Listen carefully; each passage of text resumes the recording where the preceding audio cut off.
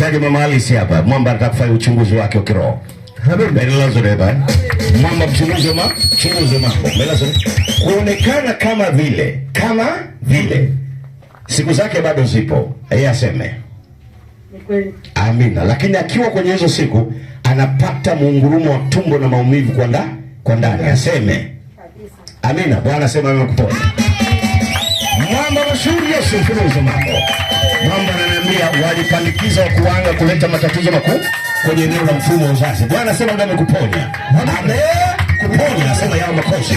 Mungu mfunuzi wa mambo. Unasema mtu yote mahali kokote Yesu ana uwezo wa kuponya na kumulika matatizo hata kabla hujamwambia. Melazare yeye ana uwezo wa kumulika mambo na kuleta michoro ya kinabii. Melazare huyu ni Yesu Mungu mfunuzi wa mambo. Melazare na hakika namna imekuwa huyu ni Yesu mfunuzi wa mambo. Melazare huyu ni Yesu mshangile mambo wa shauri Yesu.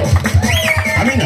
Mama yangu unaweza kurudi. Melazare Isaa ya uchunguzi yote ule. Saa nini? Ya uchunguzi. Melazare